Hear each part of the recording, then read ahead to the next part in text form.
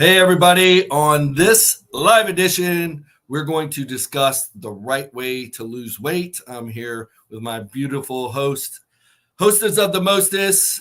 She looks fantastic today, if I do say so myself. You're just saying that because you're married to me. My beautiful wife, Holly. But just a little prelude for what we're going to talk about. But I'm going to hand it off to her, and she's going to guide us into this discussion on how to lose weight the right way and keep it off. Yes, I'm so excited. Welcome, everyone, on our new episode of What the Health Show, where we're talking about all things health. But today we're actually talking about something that is like kind of a buzz thing right now. Like after summer, we've gone on vacation. People are not feeling great. How do we slim down after summer? So stay tuned. We're going to be talking about Summer SLIMdown and some fun things. And people ask me all the time, how do you stay in the shape that you're in? How do you take the weight off when you're going on vacation?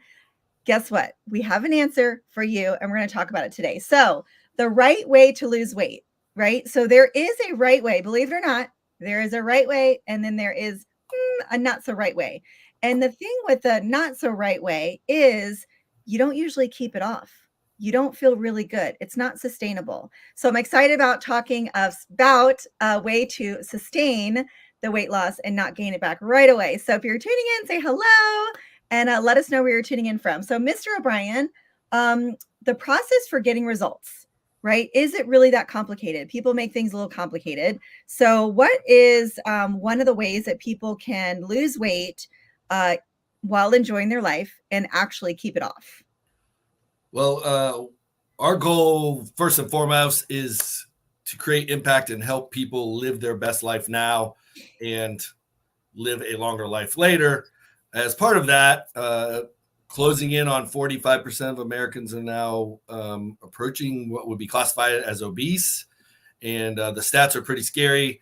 When you combine obesity and overweight, it's like 70% of Americans now.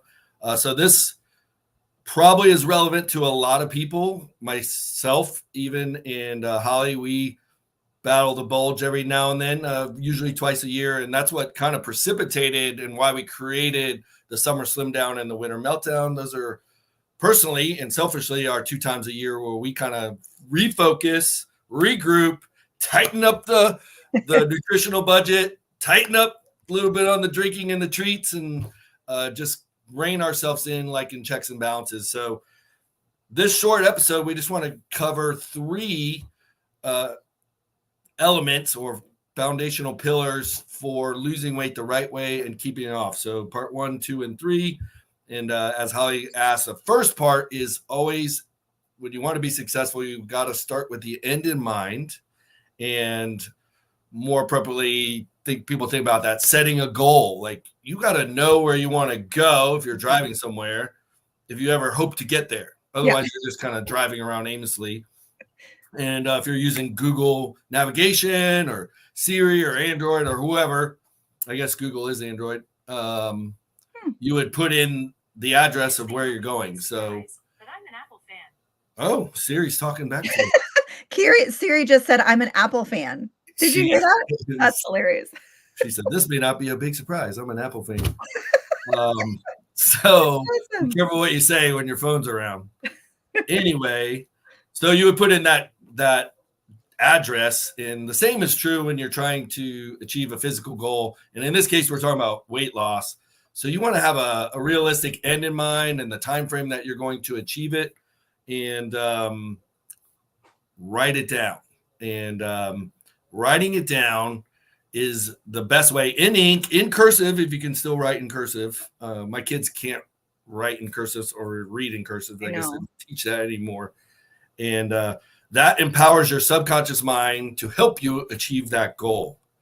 And then declare it. And Holly's went through a massive, major leadership training and learned the power of intention, the power of declaring anything. So I don't know if you want to jump in on that, but I have some key points on that. But that's part 1, starting with the end in mind. Well, and that's the thing, though. How often do we say, I want to do X, Y, Z? but we're not committing to it. And we sure as heck are not declaring. Wanting to do something and actually doing something and following through are two different things. So if you are a wanter and you're always wanting to do things, I want to encourage you or even empower you to start saying, I am committed to do XYZ, and go a step further and declare it. I declare to not have a glass of wine tonight. Right. And then write it down. I don't know about the cursive thing. That's something new I've learned about today. Writing it in cursive. My mouth's watering. I said wine. Am I in trouble? Anybody else have that same thing? But here's the deal. You can have your cake and eat it too. Just don't do it every single day. Your body will thank you. Your mind will thank you. And all the other reasons that Mr. Brian's going to share today will also thank you, because you're not only going to feel better, you're going to just do so much more for your life in the future. So, declare it. Definitely declare it and write it down. And in that process of declaration, just some simple, easy ways to do it. You got to do it besides yourself. Writing it down as to yourself and posting that where you see it every day. And the next step of declaring is telling a friend, a mentor, a coach, or somebody you trust to put it out there to somebody besides yourself. And if you really want to go big, and this is a little tactic I do to keep myself accountable, is you can use social media in a positive way by declaring it to the world, like I did for my birthday workout, and it kind of holds you accountable to that goal. So those are just 3 easy ways you can declare, but those are critical to communicating to your subconscious mind that you are serious about achieving this goal. So, well, and that's what I love about the Summer SLIMdown and why we do this together as a community in our gym, is you are like, literally, you've got a group of people that are helping you hold yourself accountable. You're not alone. It makes a huge difference. When I'm alone, I'll be like, oh, it doesn't matter. Right. But when you're with a community of people, they're going to hold you accountable and say, hey, sister, hey, brother, we get to do this together. Fantastic. So I was just responding to some comments that we're getting. Yes, it's recorded. Don't worry. It's recorded. Yeah. But you haven't missed much. We're going through really 3 simple processes to losing weight the right way and keeping it off. So number 1 was start with the end in mind, write it down, declare it, having that goal. Make sure it's realistic in the time frame that you're trying to achieve it. Our Summer SLIMdown, we use 6 weeks. Typically 4 weeks, 6 weeks, or 12 weeks. This year is 6 weeks.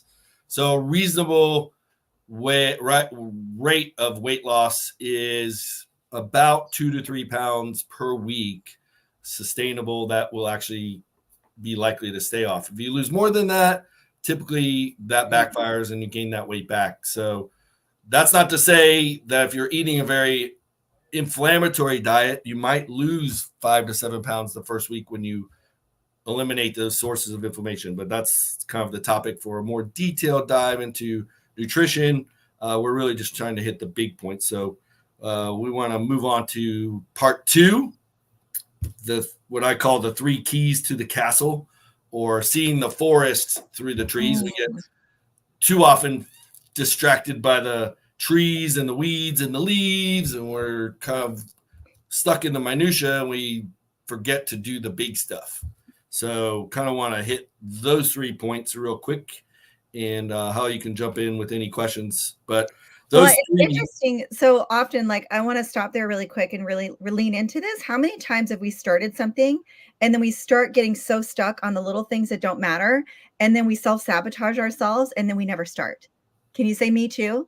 That's something that we do when we end up getting in our head and self-sabotaging and focusing on the things that don't really matter. So when you have the end in mind and you write down your goals and you have a partnership and you have people that are holding you accountable, then you don't get stuck in the forest. You don't lose the forest through the trees. So 3 different things. So what is the first one, Mr. Brian? So these are the 3 keys to the castle, the forest, so to speak. Number 1, and this is the right way to lose weight. That's the context. If you want to just speed weight loss and, get results on the scale, there's extreme ways to do it, but that's not going to keep it off, nor is it going to be successful. But the most successful, this is documented, proven by the National Weight Loss Registry, of people that have lost 60 or more pounds and kept it off for at least 5 years. So these are the real deal. people that you want to benchmark and their habits. And you can look it up yourself if you want to go deeper on that. But number one is exercise and movement. And that's really the premise of my book that you see behind me. The magic pill is exercise is the magic pill, or movement is the magic pill. So if you are not moving your body in some way and living a fairly sedentary lifestyle, step one, key one, part one, forest number one is doing some kind of movement. If you're doing nothing, going for a walk, even for 15 minutes, is going to be instrumental in your success, and that's going to level up your results. But two pieces to exercise, which can be overwhelming, we're going to simplify it to two things that have proven success, and this is what I educate my clients on and get them to institute in their program, is strength training twice a week, preferably 3, but for most people 2 is realistic. And then what we call zone 2 cardio, which is low intensity movement. That's going for that walk. That's jumping on your bike and riding around the park. That's pushing your infant in a stroller for 30 minutes. That's low intensity movement. And do those 2 things 3 times a week if you're starting from ground zero, is going to have a huge impact. If you're already doing something, maybe it's more intense versions of what you're doing, or if you're not doing strength training, adding that component to your movement component, or vice versa. So that's key numero uno in what we really institute here at Triumph Fitness. What I like that you suggested before, Mr. Brian, is if you work from home, if you're always in front of your computer, let's say you have a job where you're sitting down, get up every few hours. Like, what would you suggest if someone worked at home 9 to 5, they're on their computer? What's a way that they can realistically get up and walk around? Like every hour, every 2 hours? What would you suggest? Yeah, that's a great point. Studies have shown, like, even if it's a cumulative amount of time throughout the day. So 10 minutes here, 10 minutes there. And if you add that up at the end of the day, it's 30 minutes or 60 minutes. That's similar to just going out and walking for 60 minutes. But a good rule of thumb is, and most successful, most productive people on the planet have been studied in a meta-analysis, and they take a break for 7 minutes out of each hour.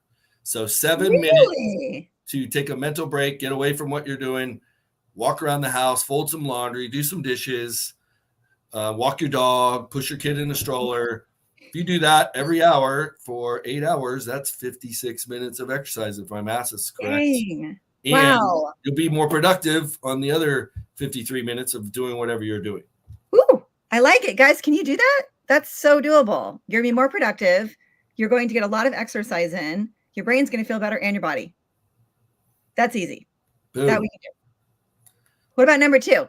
So key number 2 is sleep. And in my architecture of a healthy lifestyle, I use kind of a house as a metaphor. Exercise is the foundation, the bedrock that you build your house on. The roof that protects you from all the elements is number 2, which is sleep. And sleep is free. It's foundational in the sense of protecting the house. And it's impactful. And it's one of those things that a lot of us are struggling with because of either poor sleep habits, not having structure, not having a nighttime routine. So these are things that you can reel yourself in if you're going to bed at 12 or 1 a.m. because you're just watching Netflix or something. Maybe you reel that back to 11 o'clock. And that one extra hour of sleep. And I'm going to do a deep dive on sleep, or we're going to do a deep dive on sleep because it's so important. But during daylight savings, when we get that extra hour of sleep, you'd be so amazed at the statistics. Just to Department of Transportation, the rate of accidents on the Monday after we gain the hour of sleep goes down significantly. When we lose an hour of sleep, accidents go up by 24%. And the rate of heart attacks, same idea.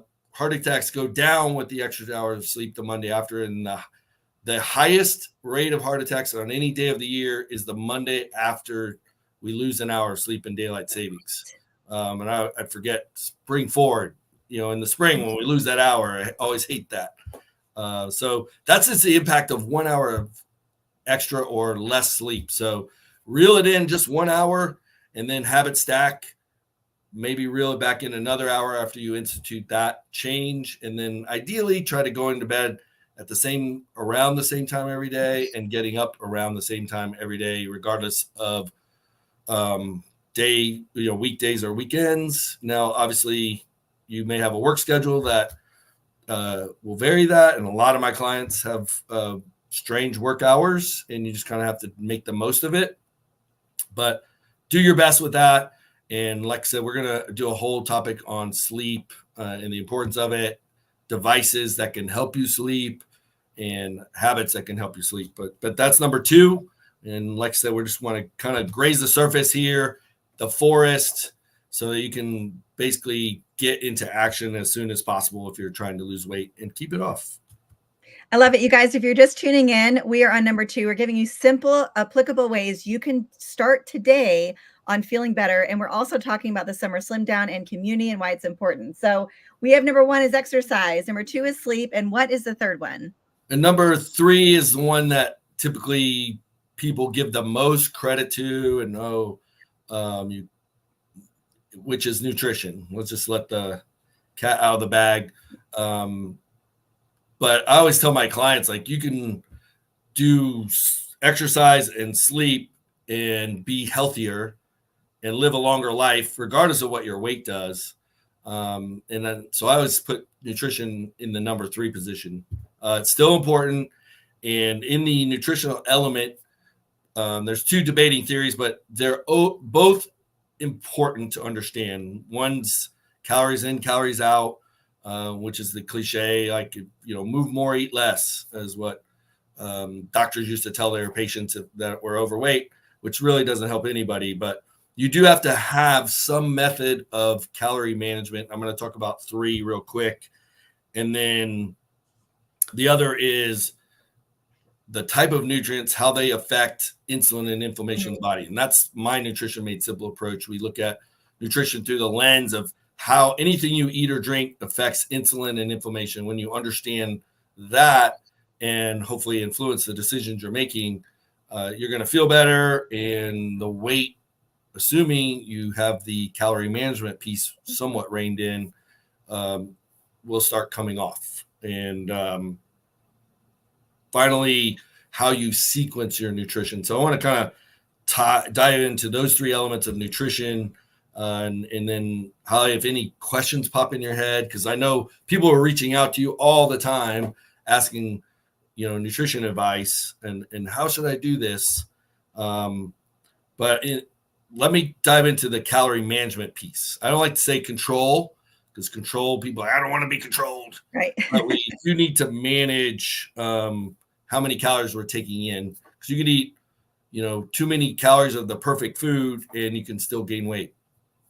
So the easiest way, there's 3 ways to control or manage calories. And one is calorie restriction, where you're counting calories with using an app or some way of weighing your food and tracking all of that. I don't like that way. I'll do that one. But I know that works for some people. Yeah. So if you're the type of person that builds spreadsheets when you plan your vacation, tracking it that way will probably suit your personality. But an easier way is time restriction. And that's the one I like to use, where we eat in a feeding window and you don't eat in a longer window. So 8 and 16 is a very typical approach, where you have an 8-hour eating window and a 16-hour window where you don't eat. Some people call that intermittent fasting. That can be debated. But the reality is, by doing that, eating in a smaller window typically reduces calories by 20 to 30%. An easier way is just to eat off smaller plates. One study, that's easy. Brian Wansing, PhD in Slim by Design, just illustrated 9-inch plates versus the typical 11-inch plates. In any household, reduce calories by 30 to 35%, because we eat with our eyes. We fill our plate. So get smaller plates, go to a thrift store or Salvation Army, buy a set of smaller plates, put the other ones out and that would be an easy way to reduce calories. And the final way is dietary restriction, and that's my least favorite way. And that's where you're restricting all carbs or all fat or all plants or all meats, so carnivore, vegan, keto, Atkins. These are all forms of dietary restriction, and you're controlling calories or attempting to by eliminating a massive food group, essentially, or a source of calories. I don't like that. It's not sustainable. I'm a variety is the spice of life kind of personality. I like to taste all, everything in moderation, including moderation. Yeah. So that doesn't work for me, but it might work for some people. Yeah. So of those three, I would say the easiest and the one that's in my Nutrition Made Simple plan is the time restriction element. And just depends on your age and demographics, but a simple rule of thumb is that 8 and 16 or even 12 and 12, where you eat in a 12-hour window and don't eat in a 12-hour window. Just doing that, the 12 and 12 was shown to reduce calories by 20%, and most people can do that. Everybody can do that. Let's be real. I like the smaller plate idea because I feel like when I have a smaller plate, I'm eating more food. So I'm a foodie, Matt's a foodie. When I feel like my plate's really big and there's only a few things, I'm like, I'm going to be hungry later. So even though I'm probably not going to be hungry later. So for me, that really makes a difference. And not eating processed foods. I have people that literally just switch from eating processed foods to eating whole foods. And it's like within a few days, they're not only feeling better, but their waist is feeling better. They're less gassy, less bloated. They're fuller, longer. Their digestive systems are working properly. So guys, it doesn't have to be complicated. We really like to make things simple. Nutrition made simple, health made simple. So I'm excited that you're making this super simple for everyone. So we will do more detailed information. Don't worry. This is a quick overview. So I hope you guys catch some little bits here and there, but definitely let us know what you want to learn more about because we will tailor our lessons to that. So what's the next one? And just to jump in, my secret sauce, as I call it in Nutrition Made Simple, is what I call nutrient sequencing. It's just a food sequencing strategy that has a profound effect on insulin inflammation predominantly. And this is just a massive takeaway. If you like starchy carbs or you like treats, if you do nothing else and learn nothing else from today, just eat some protein and a vegetable before you eat your starch or your sweet. Chris, did you hear that? Please figure out a way to eat more ice cream. Eat some protein and some broccoli before you eat the ice cream. And then the other piece of that, the caveat is a fist-sized portion of your starch or treat. So that is a game changer. I've had a client literally since January has lost close to 60 pounds just doing that strategy and not drinking alcohol. 2 things. That's all he did. That's amazing. On the nutrition side, he is working out with us 3 times a week, which he wasn't before. But just those 2 strategies, a massive impact. So stay simple, my friends, and focus on things that you can do right. Do those things and don't get lost in the forest or the trees. I love it. I like simple. Who here is busy, right? Who here doesn't have time to do all the things? You're already busy enough. Make your life simple because you'll stick to it. How often do we make something so complicated and we quit the first week? We want to keep things simple. We want to help you along the way. That's why we do programs like this, right? So keep the questions coming. I love this. I love the tip about ice cream. That's amazing. That makes such a difference. That's simple, right? Boom sauce. So the last part is what gets measured gets managed. Yes. So being an entrepreneur and a business owner, and if you don't own your own business, but maybe you're managing a process or you manage people or you manage a household or you have kids that are trying to get into college, they get measured all the time. It's called a report card. What success has taught everybody is that what gets measured gets managed. So when it comes to weight loss, you have to have a way to measure progress. So you start with the end in mind. Let's just say hypothetically it's to lose 10 pounds. Caveat being identify that 10 pounds as body fat, not just weight. because we want to preserve muscle, and that's why you want to add the strength training component. But 10 pounds of body fat in a 6-week period, very realistic. And you would have started with that end in mind. So we're kind of using this as a case study. You would have written that down. You have declared it to somebody and posted on social media maybe. And then you need to figure out a way to measure that and manage it until you achieve your goal or crush that goal. So some easy ways to do it. If you're involved in a private studio like us, we have a device called an InBody 570. It's a $10,000 body composition analyzer. That may be extreme. I don't expect you to go out and buy one. No. But, in our facility, that's what we use. If you are at home or you're remote or you want to do this, through your own method, you can go on Amazon or any other Walmart or whatever and get a body composition scale. Renfo is one brand. There's a multitude of brands. Just make sure it has some kind of body composition feature so you can see what's happening. Now, the accuracy of these, plus or minus 30%, but it's better than nothing. Mm-hmm. And being consistent, time of day, when you do it, and time of week is important. And we're going to talk about how frequently you should do that. But let's say you don't even have that, or you don't want to go spend $30. You can use a regular scale and tape measure. The best way to do it with a regular scale, and it's a little more involved, and this probably goes back to those people that want to do the spreadsheets to plan their vacations or use a tracker app. You would do it every morning at the same time, usually, in your birthday suit, after using the bathroom, first thing in the morning, and record that. You would write it down.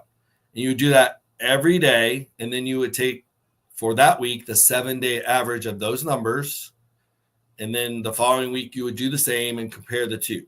So that's going to account for those little ups and downs that's going to happen every day, so you don't freak out. And then you just compare the average of week 1 to week 2, week 2 to week 3. And if things aren't moving towards your goal, then we need to be prepared to pivot, to figure out what's not working. So one of those things we talked about in nutrition is not working. So if you're doing 12 and 12, maybe you need to change it to a 10-hour feeding window and a 14 non-feeding window and try that. Maybe you might be convinced, okay, I need to give in and get those 9-inch plates. Or maybe I need to eat less starches and sweets, or maybe my fist is too big and I need to use Holly's fist for those portion sizes. So you got to do something, because if you don't, you're just nothing's going to change. So that's the definition of insanity, doing the same things over and over and expecting different results. So, and finally on that frequency, so it depends on the device. Like if you have an InBody 570 or body composition device, I recommend weekly while you're in a focus phase, like 6 weeks. If you're in a longer 12-week phase, which is what I usually do with my clients, we do it every 2 weeks. But if you have to do the scale technique where you're just doing that, I would do that daily, record it. It's a little more involved, but it's a cheap way to do it. And it is accurate to demonstrate whether you're making results. You just won't know, the composition of that weight so much. But add a 50-cent tape measure and measure your waist at the navel. Use that belly button as your landmark. Use a mirror so you make sure it's level, and record that with your weight. And then now you have 2 elements of information. That's good. That's going to really, if that waist measurement's getting lower and the weight's not moving, you can be confident that you're losing body fat. Oh, I love that idea. There's so many times where people get on the scale and the scale's not moving, yet they feel better. That is such a good idea. So if you're going to use a scale, the tape measure, it's a must. I feel like that's a must to go with it. Absolutely. So that's your, dime store cost-effective method to really measure and track progress in a simple way that anybody can do. You don't need any special tools or devices, just a mirror, a tape measure, and a $5 scale, and you can track your progress that way. So that sums it up. in those three elements that I'll recap real quick. Start with the end in mind, writing down your goal in the set amount of time. For our Summer SLIMdown, we're using 6 weeks. So we're using the case study, 10 pounds of body fat in 6 weeks. And then I would declare that to my wife. Hey, Holly, actually, we're both participating in the Summer SLIMdown. As soon as I do my in-body, I will declare my goal, which will typically be a body fat percentage of around 9%. I know I was 12 and a half the last time I got on there. So it's starting to creep back up. I like to stay around 10. So I might set 9 as my goal there. And then I also have a goal of getting down to 183, which I haven't been in a while. I'm just going to be walking around with less mass, which is okay. I don't need, 197 pounds to be walking around with. So declare it, have that goal, that end in mind, exercise, sleep, and nutrition, and then manage and track your progress. So do those 3 things, focus phase, 6 weeks, 12 weeks, and, record it, follow up with the person you declared it to, or track it on social media if that's your thing. And don't care what people think. Most people are going to be supportive. You might get some trolls. The more trolls you get, just be thankful. They're improving your Facebook algorithm. So thank them, say, thank you for the comment. And I learned that from Dave Asprey, who's an influencer. And he had another influencer that was kind of just always putting them down. But that guy had a massive following too. And he would always just say, thank you for the comment, because that just boosted his presence. More people saw, more eyeballs saw what he was doing. So that's about perspective, but that's a topic for another show. Christina, we already started it. So let's get you started. She's excited. She goes, when does it start? I want to do the Summer SLIMdown. Yes, Summer SLIMdown is in full effect. I think we have to the 15th to get started.